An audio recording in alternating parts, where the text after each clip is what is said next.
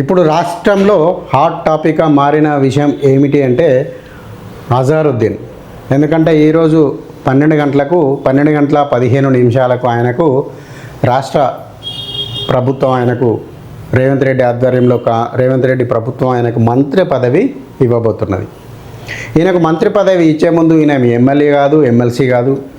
Present ప్రత్యక్ష రాజకీయాలు అంటే కాంగ్రెస్ పార్టీలో క్రియాశీల రాజకీయ నేతనే తప్ప ప్రజెంట్ అయితే ఏ ఎన్నికల్లో గెలిచిన వ్యక్తి కాదు. కానీ అలాంటి వ్యక్తికి కేవలం ఎలాంటి అర్హత లేకుండా ఏకంగా మంత్రి పదవి ఇస్తున్నారు. ఎందుకంటే దాదాపు ఆరోపణలు ఇటు కిషన్ రెడ్డి కావచ్చు, బీజేపీ తరపు నుంచి కిషన్ రెడ్డి కావచ్చు, లేదా అటు బీఆర్ఎస్ నుంచి కేటీఆర్ కావచ్చు, అనేక ఆరోపణలు చేస్తూ ఉన్నారు. ఆరోపణలు కనుక మనము గమనిస్తూ ఉంటే దాదాపుగా అజరుద్దీన్పై దేశద్రోహం కేసు ఉంది, ఇంకా తీవ్రమైన ఇతర కేసులు ఉన్నాయి. అలాంటి వ్యక్తిని మంత్రివర్గంలోకి తీసుకుంటారా? అధికార పార్టీ అండతో చెలరేగిపోతున్న మజ్లిస్ ఈసారి ర్యాలీలు, రోడ్ షోలు ఉండవు, ప్రతి ఓటర్ను నేరుగా కలుస్తాం అంటూ కిషన్ రెడ్డి వెల్లడించడం జరిగింది. ఇక అసలు ఎందుకు ఇంకా ఇదే ఆలోచనలో మనము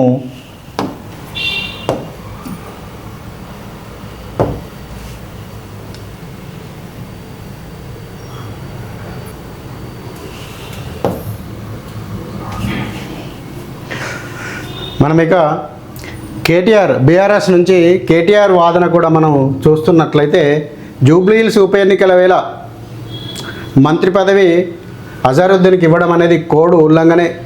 అజారుద్దీన్కు మంత్రి పదవి ఇవ్వడంపై ప్రతిపక్షాలు తీవ్రంగా అభ్యంతరం వ్యక్తం చేస్తున్నాయి. ఇది ఎన్నికల కోడ్ను ఉల్లంఘించడమని పేర్కొంటూ తెలంగాణ రాష్ట్ర ప్రధాన ఎన్నికల అధికారి సుదర్శన్ రెడ్డిని కలిసి గురువారం బీజేపీ ఫిర్యాదు చేసింది. అదేవిధంగా అజారుద్దీన్ మంత్రి పదవి అంశంపై తెలంగాణ బీజేపీ ఎన్నికల బృందం కమిషన్కు ఫిర్యాదు చేసింది.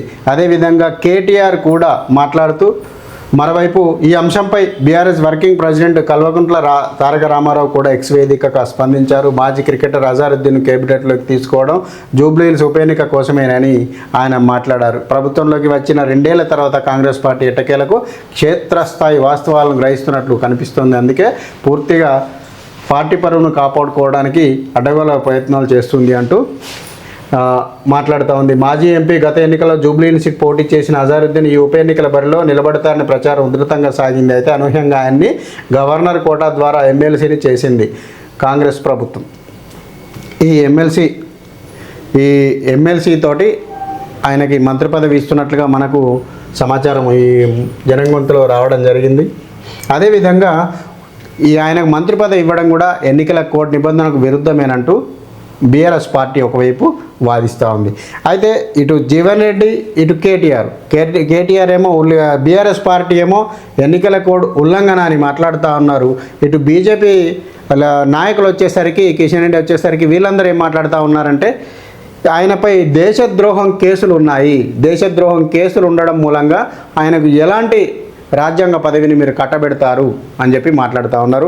అసలు ఆ కేసులు ఏమిటి, వాటి పూర్వపరాలు ఏమిటో కూడా తెలుసుకునే ప్రయత్నం చేద్దాం.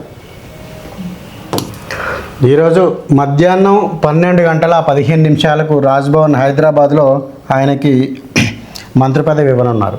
అయితే కిషన్ రెడ్డి ఆరోపించినట్లుగా ఆయనపై ఏం కేసులు ఉన్నాయి అని అంటే 2000 సంవత్సరంలో ఆయన దక్షిణాఫ్రికా మరియు భారత్ యొక్క క్రికెట్ మ్యాచ్ ఫిక్సింగ్ చేశారు.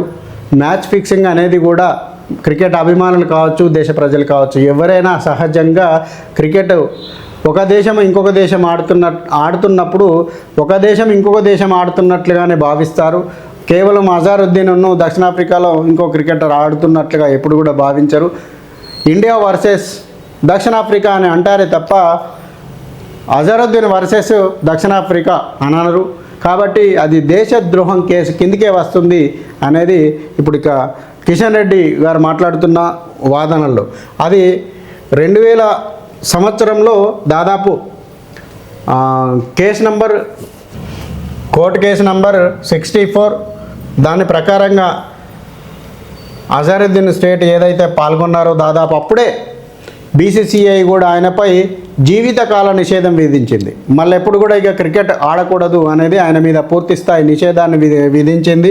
అదేవిధంగా దీనిపై సిబిఐ ఎంక్వైరీ కూడా నిర్వహించి ఆయన మ్యాచ్ ఫిక్సింగ్ పాల్పడ్డాడు అంటూ దాదాపు 75 పేజీల ఒక నివేదికను ప్రభుత్వానికి అందించింది. కాకపోతే అది అలా ఉండంగా కూడా అజారుద్దీన్ హైకోర్టుకు వెళ్ళి హైకోర్టులో ఆ యొక్క జీవితకాల నిషేధాన్ని అయితే కొట్టివేయించుకోగలిగారు. కానీ దానిపై పడ్డ మచ్చనైతే